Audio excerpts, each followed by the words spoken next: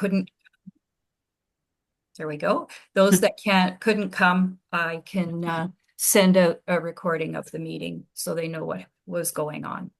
So I will turn it over to Derek Boutang, our president. Thank you, Kathy. Hello, everyone. As Kathy said, my name is Derek Boutang. It's my honor and privilege this year to be the president of the Manitoba Runners Association. I do want to welcome you all here. Honestly, supporting races and events throughout the province, as Kathy mentioned, is really important work for MRA. It's kind of in many respects our raison d'etre, and so really looking forward to getting to know a little bit more of you, to hear about some of your races, to hear what you have planned, and also for you to hear some of the things that MRA has planned itself for the upcoming year. But before we get underway, we have in the last couple of years at MRA embarked on our own journey towards reconciliation. There is actually a call to action among the Truth and Reconciliation Commission's calls to action that actually calls out specifically organizations that have halls of fame, like the Manitoba Road Running Hall of Fame, to acknowledge, publish, and help promote stories of Indigenous excellence in sport. And so we have taken that call to action to heart. And as a result of that, we open all of our more formal events like board meetings and like this one with a land acknowledgement. So I'd like to do that first, and then I'll turn it back to Kathy and we can get underway. So MRA operates throughout Manitoba on the original lands of the Anishinaabe, Nishininawak, Dakota, Alyote, and Dene peoples, and on the national homeland of the Red River Métis. In the past, MRA has sanctioned events throughout Treaty Lands 1, 2, 3, 4, and 5. And for those of you who may have sort of trying to understand where those treaties are, it's almost the entirety of the province. We're still hoping to get some more races in the far northwestern corner, and we're launching an Indigenous Run series, which had our first sort of tentative steps this year, but to try and bring both runners from communities where we haven't been to, kind of to other runners, to other areas where we have been, but also to bring runners into those communities as well, so that we understand all of the beautiful parts of our province. So we dedicate ourselves to moving forward with members of all communities in a spirit of reconciliation and collaboration to make Manitoba an inclusive, safe, and place for everyone who lives or visits here. And we do respect the treaties that were made on all of these territories throughout Manitoba. So thank you. Look forward to hearing from you. And Kathy, back to you. Okay, just going to load up my PowerPoint here.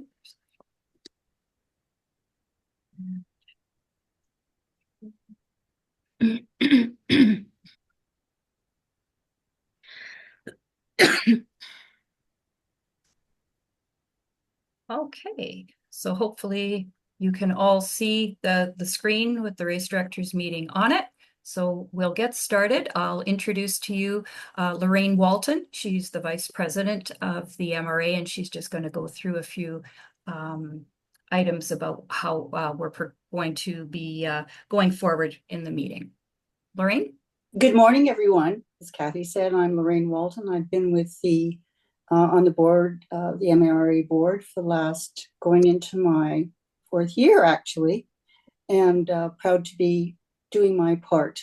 I'd like to introduce today the board members who are with us on this call. First of all, Andrew Swan. Yeah, morning, everybody. I don't know, is Jessica on the call? I haven't seen her come in yet, Lorraine. All right. So Andrew Swan, you've met, and of course our president, Derek Boutang. And the staff who are with us today, of course, is our very own Kathy Weems, executive director.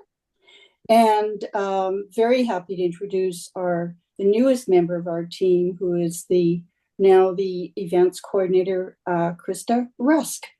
Thank you. Some of you may know Krista for her legendary performances in triathlon. I'll lay that on you, Krista. Thank you. So welcome, Krista. Thank you. You have the agenda in front of you there.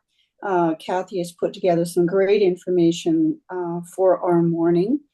It's a great, I would say, fabulous summary and refresh for race directors who are returning, but it is also a good way to start for the new race directors who are perhaps joining us here to consider the ins and outs of being a race director. So Kathy, good job for putting together this agenda. I'd like to call attention to the coffee break, which we have scheduled just after the sanctioning package, so everybody will be able to go and refresh their coffee.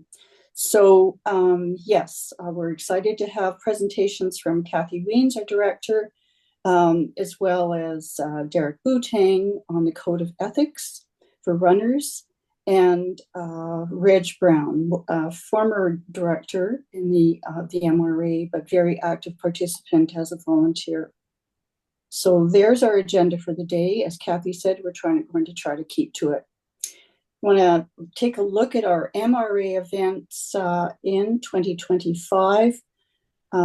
We return with a bit of a change, run for your cause at item number 3, which will move to a Sunday, June the 1st, rather than a Friday night, returning with some very great causes that Krista Rusk is working on.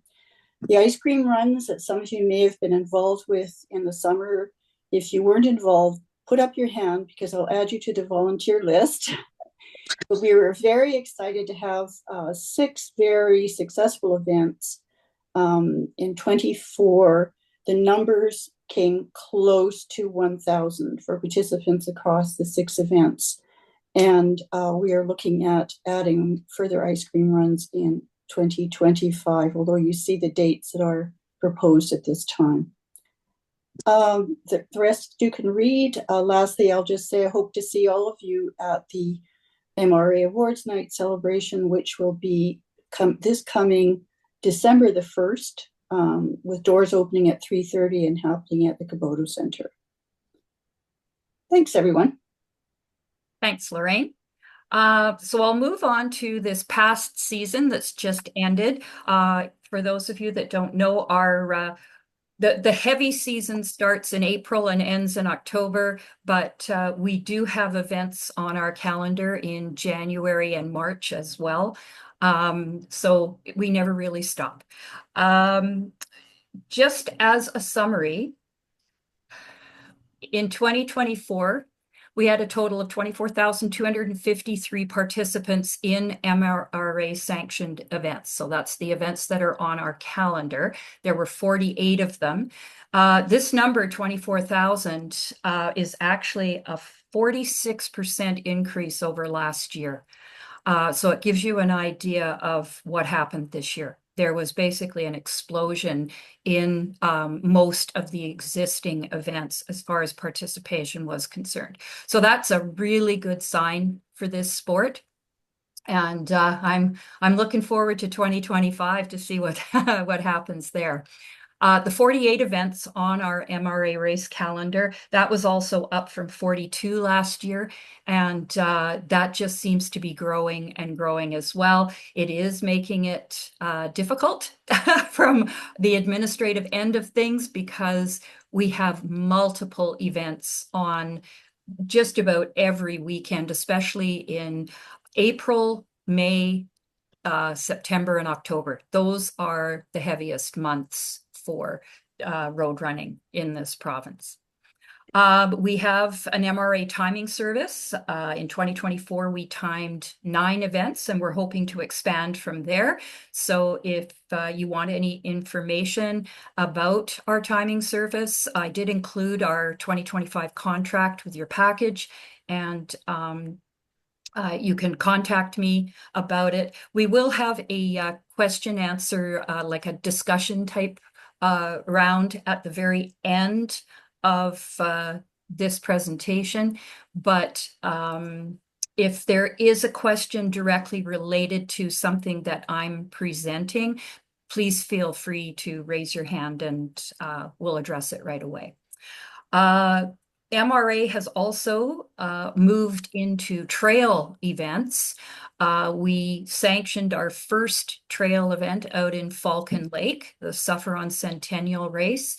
They were the provincial championships this year, and in order to be called a provincial championship, the event has to be sanctioned. And so we're hoping that we'll be moving more into the trail end of things. We are sort of the representative of road running, trail, and mountain, but we don't have mountain running here really. So we do that job for Athletics Manitoba. They're the provincial sport organization, and the MRA is associated with Athletics Manitoba in that it takes care of the road running and trail part of things. The last thing here is something that Derek is going to speak to later, so I won't go into a lot of detail right now, but unauthorized assistance on courses, bandit running, which is running without being entered in the race, or running with another participant's race bib where you haven't done the proper transfer process, is still an issue out there. And we are asking race directors to partner with us to try and if not, we can't stop it. It happens at the highest levels, but we would like to try and do something about this for the sake of all runners. So that's pretty well the summary for 2024. I'm just going to stop sharing this for a second. We'll go back here. And what I'm going to share now, I'm going to move into the next part of our meeting, and that is the sanctioning package. So first of all, to make it clear, I'll just make this a lot bigger for you. There we go. Hope everyone can see that. Sanctioning is the process of aligning your event with the Manitoba Runners Association. It's some people think that sanctioning is the same as measuring and certifying a course, and it is not. We have fun runs that we sanction, as I said, trail races and road runs of all sizes. Through the sanctioning agreement, there are quite a number of benefits to races, the most of which is we supply liability insurance for the event. We supply equipment. You don't have to rent it from us. When you're sanctioned with us, you have access to our extensive road racing equipment. We also market your event for you, but we do expect you to do a lot of the marketing as well in partnership with us. We create a race page on our website for your event that has all the information on it. You can have anything added to that page about your race. Yeah, those are the major things that we do for road races. And of course, a big thing is just the support.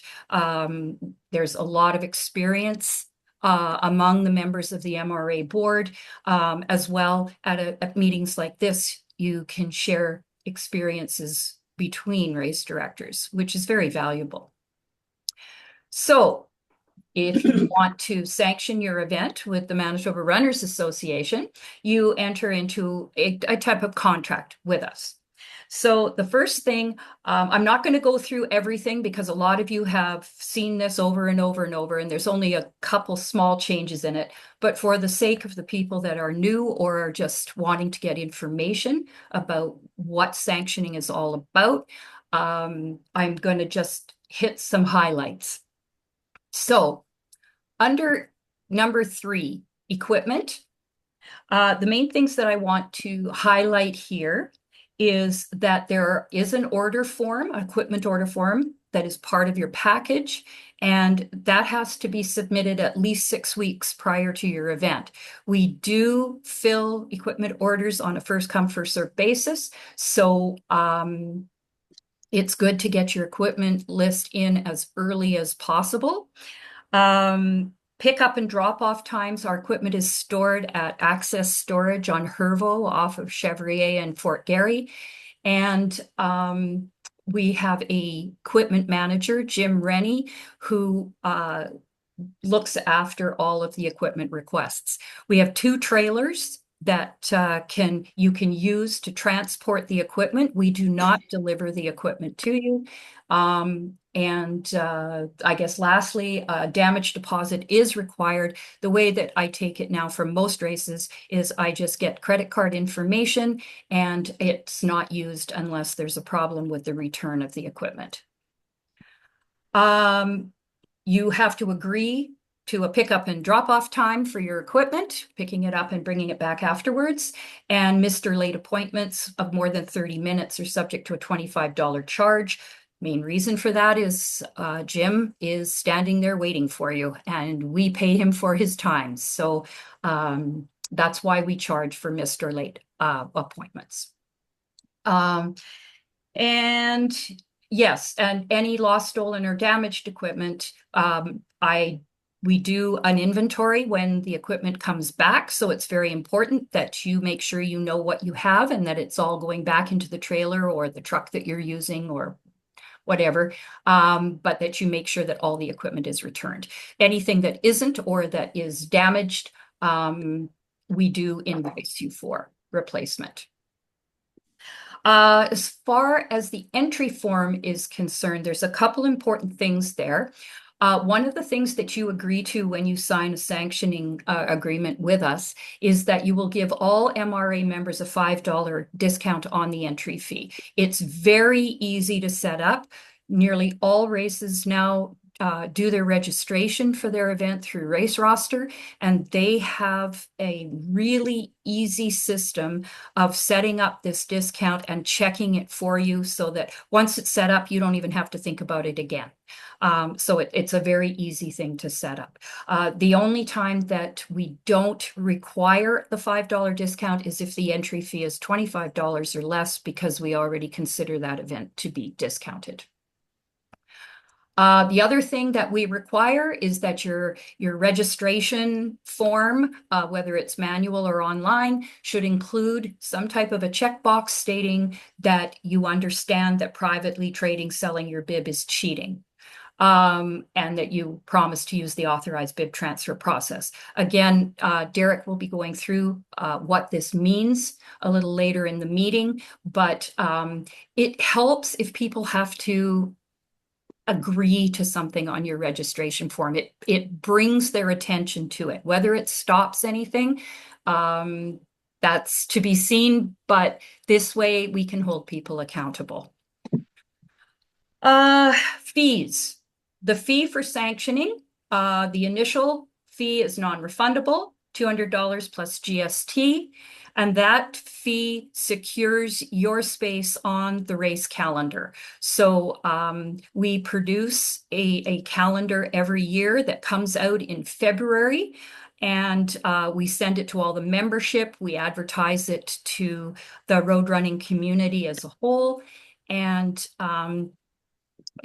I'll tell you right now that runners like to plan their whole season near the beginning of the year, and they grab that calendar, it goes up on their fridge, and they decide which races they're going to run, and they start the planning process for the year. So that's why later in the agreement, you'll see that we have a deadline for submission of sanctioning if you want to get on the first copy of the first rendition of that calendar, and that deadline is December 31st. That way we know who's sanctioning, and then we can choose the races for our different series, and we can get you on that first calendar that goes out to all of our members. After your event, there is a final sanctioning fee, and it is on a sliding scale. So the first 500 participants, you're charged $1.25 per person. The next 500 you're charged $1 per person, and above 1,000, you're charged 75 cents per person. And I invoice the race for those fees. Basically, it covers your insurance. We do not charge if you have a virtual part of your event where you have runners that aren't running on the day or the course of your event, they're running virtually. We don't charge you for that because we don't insure those people. That's it there. Just to let you, I didn't mention this earlier, that we provide insurance. It's a liability insurance. If you have any questions about our insurance, you can just let me know. That's about it here. The last thing at the bottom here is the note about if you want to be included in the first edition or you want to be considered for any of our race series, then we need this agreement, signed agreement with the initial sanctioning fee and the calendar inclusion form by December 31st. And we can take payment by check, credit card, e-transfer. I always tell people I can take your money any way you want to give it to me. Appendix 1 is the calendar inclusion form. I'm not really going to go through this. It's just the details of your race so that we can put it up on our website and onto the race calendar. And you can see that you have to tick off a box here that you will clearly offer this discount on the registration. Road race standards. There's just a couple things that I wanted to highlight here. These are the standards that any race that sanctions with the MRA has to adhere to. They are nearly in all cases, they are to ensure the safety of the participants in your event and the enjoyable experience. So one of the things that I put here is that it's highly recommended that an AED be available in the finish area. I don't know if many of you are aware, but at the WFPS event this year in October, there was a man that suffered a heart attack at the finish line, and they had an AED at the finish line, plus a lot of fire paramedics. And because of that, he survived. If it had happened anywhere on the course, or if they hadn't had an AED, they were doing compressions, but I was told that he probably would not have survived. But he did, and he's doing quite well apparently. So the medical support is very important. There is a place on the calendar inclusion form where you have to supply who is providing your medical and what credentials they have. If you don't know when you fill out the form, you can get that information to me later. It's not that you have to have it all in place when you submit your sanctioning form, but just take it very, very seriously. Road running is a very safe sport. We don't have incidents happen very often at all. And really, there's been very little that's ever happened in this province in a road running event. But let's keep it that way. So make sure you have properly trained medical. And medical should be available at the finish area, but it's also good to have somebody roving out on your course that you can contact. The other thing I wanted to mention is at the bottom here regarding results and recognition is that if your event is a fun run, in other words, it's not being run on a measured course, you're not timing it, you're holding it for people to go out, have fun, run your course, and you're not doing results. You don't have to have a clock and results. You can put up a clock just so people know what their times are when they're crossing the finish line. But and we have clocks, that's part of our equipment, but it's not required. Same with recognition. Recognition for fun runs You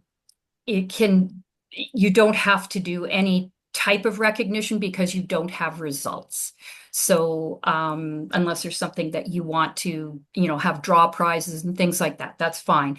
But for any run that's in our classic race series, any run that is timed and over a specific course, we do say that recognition should be given to the top 3 male and female, men and women, and the top man and woman in each age category. I think that's everything there. So that's the standards. Then we get to the equipment order form.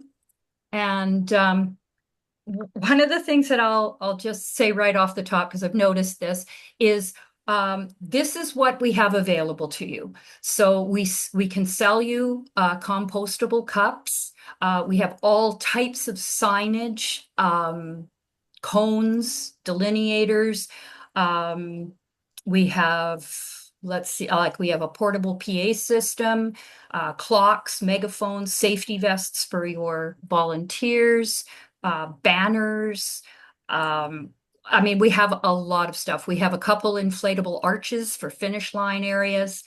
When you're filling out this form, don't just put a check next to it because the numbers in brackets refer to how many you can have. So for example, for bidirectional turn arrows, we have 30 available to your event. If you need 20 of them, you would write 20 in the box. So please don't order everything on the list. Order only what you need. Keep in mind that we do have many events on a weekend. We've had weekends with 5 events, and we've been able to handle all of it. We have a lot of equipment.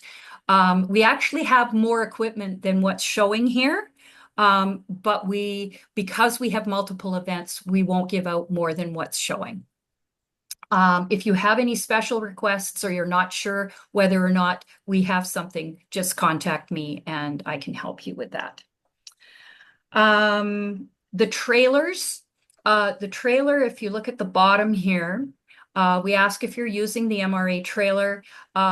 If you will pull the trailer, we don't provide the truck to pull the trailer. So you need to have a trailer with a 2-inch ball hitch. That's really important because we had an incident a number of years ago where it was picked up with a truck with a 2-inch ball hitch, but it was transferred onto a truck that had a smaller ball, and the trailer came off the hitch and went straight into a telephone pole and was totaled. So please make sure that if you are picking up our trailer, you're using a 2-inch ball hitch. And we have flat 4 wiring plugs. We do have adapters for that. So if you don't have the flat 4, then we can give you an adapter for that. That's it for the equipment. I've also included this year our equipment management information. You can review this sort of on your own. What it is it tells you where our race equipment is, who our equipment manager is, and how you can get a hold of him by phone or email. It has all the information about the care of our equipment, the transport of our equipment. The main things here is that our electronics, our clocks, are not to go in the trailer. They are always to be carried in a car or truck because they bounce around too much in the trailer. And those clocks are worth about $4,500 a piece. So you don't want to damage those. The other thing is if it's raining, the clocks are not weather proof. They can handle a bit of rain, but we do include a plastic bag in the case that you can put over the clock. It's a clear plastic bag, so you can still see through it. And we ask that you make sure that the clock is covered. The other thing is if there's a lot of wind, the clock stands aren't stable enough. to handle that. I've watched our clocks go over and hit the ground, and it's not pretty. So if there's strong winds, we suggest that they're either put on a table or on the ground. That way you don't have to worry about them crashing to the ground. The same goes with our inflatable arch. If high winds are present, please do not put it up because it will get ruined. It can handle, some wind, but not high winds. And the last thing I would say is that if it's pouring with rain at your event and everything is soaking wet, please try to dry out our safety vests, the arch, and our clock before you return it. It's very difficult for us to dry out a lot of this stuff because it's all kept in an unheated storage unit. So it's best if you return everything dry and clean.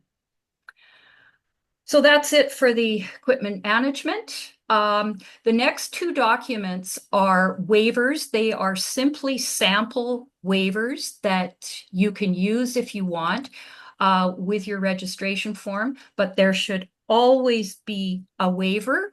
If you do not have all your participants sign a waiver, you may not be covered by our insurance. So waivers are very important.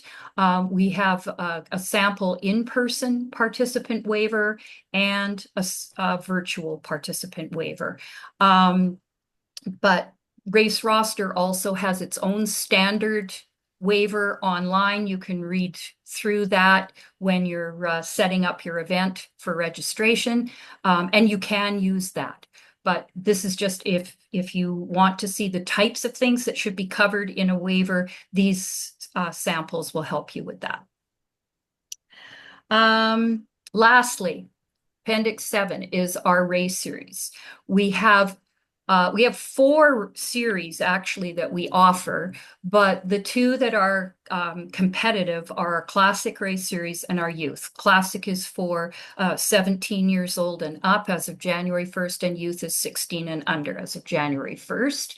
They are very, very well attended. What we do is we decide at the beginning of the year which events are going to be in each series, and we advertise it. And our membership, we have a real competitive core to our membership that will look to see which races are in the Classic Race Series or the Youth Race Series, and it can really bump your participation up. But one thing I would like to point out, there are certain criteria that you have to meet in order to be in one of these series. The Classic Race Series, the course has to be accurately measured and certified by Athletics Canada. It's not as difficult to do this as it might sound. We do have a gentleman here in Winnipeg that we use a lot. You don't have to use him. His name's Murray Rose, but he knows how to properly measure a course. It's not done with GPS or a wheel. It's specialized equipment that is attached to a bike. It has to be, what's the word for it? Like it has to be properly set so that we know that it's accurate. And then it has to be measured a number of times and come within a very small range in order to be considered accurately measured. And then there's a whole bunch of paperwork that's submitted to Athletics Canada.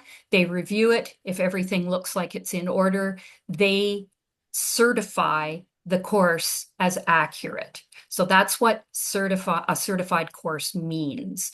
And there is a list of certified courses on the Athletics Canada website. So if you're looking for a course for your event, or you're not sure whether the course you're using is certified, you can contact me. But there is also a place on our website where you can go and look. The other thing that all Classic Race Series events have to be is that they have to be timed by a recognized timer. I'll be showing you later where you can see where you can go to get your event timed, but it's very important that the timing is done properly. So hand timers are not allowed for the Classic Series races. So, and the last thing that we request, and this is one of the new things we've just added, is that the event must allow the MRA to have a display, a table at either their package pickup or on the day of the event. We also suggest that because the running room is the presenting sponsor of our Classic Race Series, we suggest that events in the series use a running room location for their package pickup. But you don't have to, but just recognize that they are the presenting sponsor of the series. So it is nice if you use them.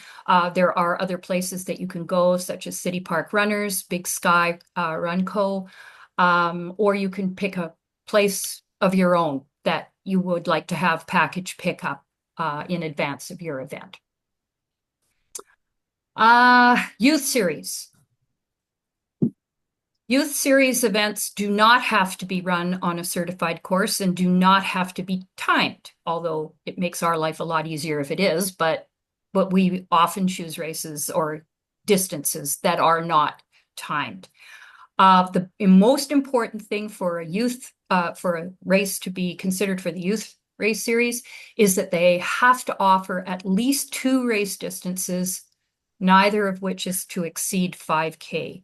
So it can be a 5K and a 2K, a 5K and a 3K, a 5K and a 1K or 1 mile, but 2 distances. The reason for that is that this series is open to 16 and under, and we like the kids and their parents to be able to choose the distance that they wish to run.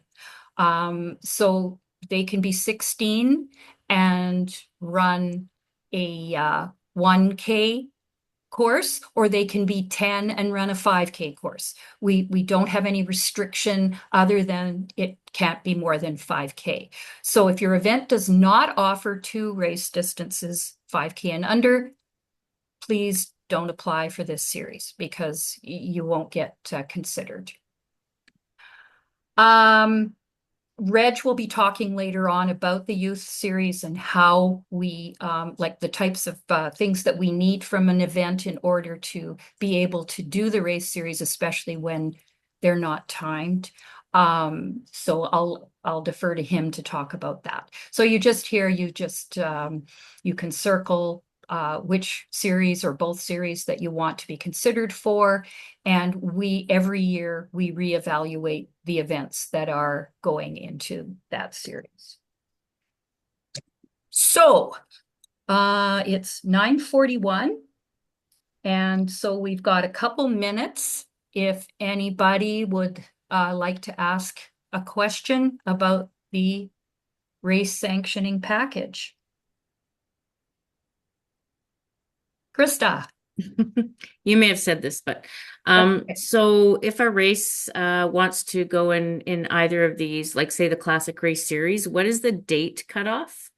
Or is there one? December 31st. Oh, okay, that You was have to have your sanctioning package and your initial payment in if you want to be in either of these series by December 31st.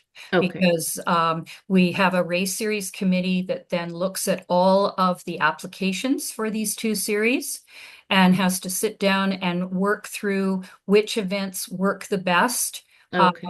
Throughout the year. I can tell you about that it's not an easy thing to do because we do get a lot of applications for it because people recognize that it does bump their participation up if they're in the Classic Race Series. But what we try to do is we try to use distances and events that sort of show a progression toward a major event. So, for example, in the spring, there's the April Run Series in April, and they have 3 events in April, a 5, a 10, and a 15K. So we usually have, there's no other races being held at that time. And so those 3 races are usually in the Classic Race Series. And that leads up to the WPS half marathon at the beginning of May. Right. So it's a build. Yeah. Okay. And if we put a half marathon in the the race series, then we wouldn't have like a half marathon 2 weekends in a row because Yeah. it's not conducive to good running. Yeah, fair. Thank you. You're welcome. Lorraine? Just to comment about the waiver, I am under the impression that our volunteers also have to sign the waiver for these events. Yeah, like I don't know that all events do have volunteer waivers. I know the bigger ones do. It is a good idea. It's a very good idea. Well, I'm just thinking about liability Yeah. from an insurance perspective. Yeah. Question. I'm just wondering, like, in terms of getting volunteers, do you by any chance have any like contact or like any kind of pool of people who volunteer or not really? For volunteers, we do, one of the things we ask when people sign up to be a member of the MRA is we do have a question there if they're interested in volunteering. So we can put out a call to those Okay. people to help you find volunteers, but for the most part, the event is responsible for finding their volunteers. And I know that this is something that's becoming more and more difficult to do. For some reason, since COVID, it's been really hard for events of all sizes to find enough volunteers. So that's something that you should start working on very early. And that's something actually I should mention is that the earlier that you and your organizing committee get started on the planning of your event, the better. The races that do really well are the ones that plan early. We have an event in Riding Mountain. It's a half marathon 10K, 5K in Wasagaming. And that event opens their registration. That event is in September, and that event opens its registration on January 1st. And every year they get bigger. They had over 400 people this year. And they do a lot of marketing to the surrounding area. They get people from Winnipeg, but they get most of their people from the communities around Brandon, Portage La Prairie, Dauphin, and that whole area around the park. So there's two things there. Start early and market. And you can market for volunteers just like you can market for participants. Do you by any chance have any idea, like, let's say for a 5K fun run, how many volunteers roughly would be required? Like, It would depend on the course, Okay. Andre. Like if the let's course, say it was in the Assiniboine Park, like a 5K. yeah, we have a map actually on our website for the Assiniboine Park course, where we've got a new course coming out for 2025. It's already on the website, and it actually has the recommended course marshal placements, so Okay. you know exactly how many you need. If Okay. you have questions about a course, another course that we don't have information on, we can have a look at it and we can help you through that, determining how many course marshals, because course marshals are essential for the safety of your participants. Sure. Okay, thanks. Good to know. Was there anything else? Yeah, Kathy, speaking of resources on the Manitoba Runners Association website, do you want to kind of highlight some of the resources that we have there? Actually, that's the last item on our agenda. Okay. I'm going to be going through all of that. Okay, good. Thank you. Yep. Yeah. So the next question for me is the $200 sanctioning fee. Do you know how long that fee has been at $200? That's a good question, Derek. A very long time. We have not increased that initial fee for at least a decade, and it's probably more than that. It's probably quite a bit more than that. The only fee that's gone up has been our final fees, the per participant fee, and it went up a whopping 25 cents last year. And just for the first 500 people.